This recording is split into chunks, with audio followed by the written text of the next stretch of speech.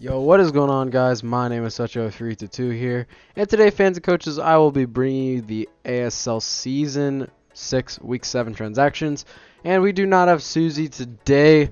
The original day that Susie and I were going to record, times just didn't really line up, and we haven't really had times line up, which is why this video is so late. So, you guys are going to be getting a special Thursday upload. And yeah, the weekly recap went up yesterday. I don't know if I'm going to be uploading this like really late Wednesday night or if it's just going to be Thursday morning. Whatever it may be, it's going to be up. And yeah, I got a couple transactions to cover, so let's go and hop into this. We will have all these transactions be taking into effect week 8, so you obviously did not see any of these on the weekly recap. But yeah, let's go ahead and hop into it. So for the first transaction, we have TJ, coach of the Slow Bohemians, and he's going to be making a free agent transaction. He's going to be dropping his Rotom Moat and picking up the Decidueye. Now, I really like the move for TJ. Let me pull up the docs on a separate tab real quick, just so I can look at the teams as we go. But one thing I do know about this is TJ did use Decidueye in Season 4, which was his debut season. And I'm pretty sure he used it decently well. Let's go ahead and look at TJ's team. Alright, so there it is. So, with the addition of Decidueye, it is giving him a ghost type that he did not previously have. He does lose out on an electric type, which he doesn't have anymore, which is really unfortunate, but Decidueye allows him to have so much more longevity with the Roost. They both have defog, they both have pivoting through Volt Switch or U-turn, so they do a lot of similar things. It's just Decidueye allows TJ to stay in the game longer with his grass type, and I feel like that's what he wanted, because not a lot of his mons actually had reliable recovery. He has Uxie, he has Registeel, he has Suicune. And I know Suicune's rest is kind of reliable, but still, I feel like he just wanted this for the extra reliable recovery, and it's a mon, like I've said, he has been familiar with in the past, so maybe he just wanted to try it out.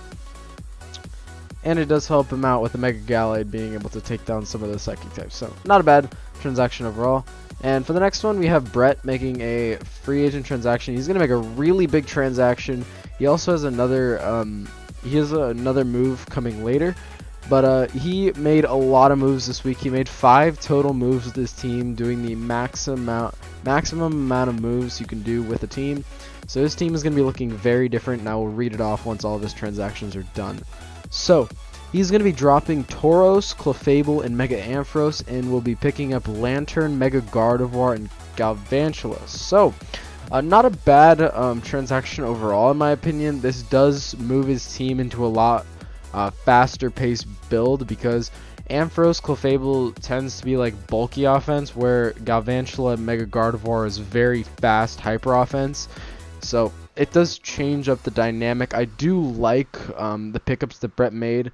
Getting Mega Gardevoir under webs is actually terrifying, so being able to pair those two is really nice. I'm pretty much going to disregard the Lantern, because the Lantern is going to be traded away in a second. But getting rid of Tauros is a speed tier that was definitely helpful for his team. So getting rid of that is really unfortunate, because now the fastest mon on his team does happen to be their Galvantula. So he's missing out on anything above 108, which is unfortunate, but he does have Mega Gardevoir. Means that he doesn't have a bulky fairy. I mean, at least from the physical side, Gardevoir can take special hits, but not really going to be taking anything physically. But I do like the way that Brett's going with his team, because like me as a player, I tend to favor hyper offense. Like, my team is pretty offensive, so I tend to favor offense. So I really do like this change. But I did like how Clefable fit on Brett's team, so we'll have to see how it turns out for him. And then moving into the Week 7 trade, we have Brett trading away his Lantern and Greninja for Milan's Volcanion and Cryogonal. So, I think this is better for... I think it's better for Milan, in all honesty, because it always felt like his Volcanion was in such a niche pick for each week. He'd have to run like really weird sets with it, because nothing really standard can really come. And it never really had a good matchup. I don't know, I could be wrong. This is just what I'm seeing. Never really having a good matchup is a poor choice of words. It just never completely dominated a matchup. But Greninja is a mon that can come to almost every single game due to its speed tier and its versatility, so I do like that. And then picking up Cryogonal, I do like that. Cryogonal adds some more special bulk to this team. It's going to help out Gliscor a little bit, along with that Volcanion. Like, this Volcanion Gliscor core is actually looking kind of nice.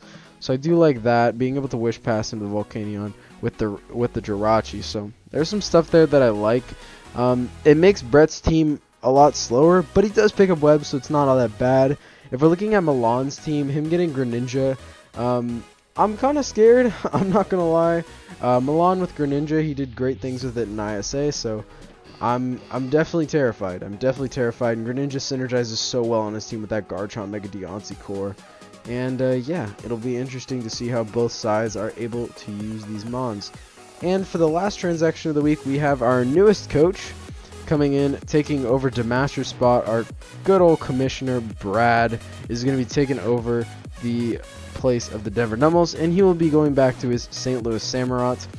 And he will be dropping Mew, Serperior, Electabuzz. It'll be picking up Brad's specialty, we'll call it, Zapdos, Reuniclus, and Tangela. So, giving background on all these mons, Brad used Serperior in Season 5.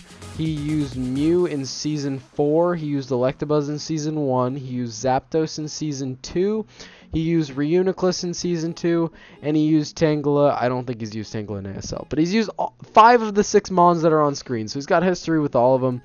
But Zapdos and Reuniclus, that's the Brad special right there. He loves his Thunderbird. He loves his Blobby.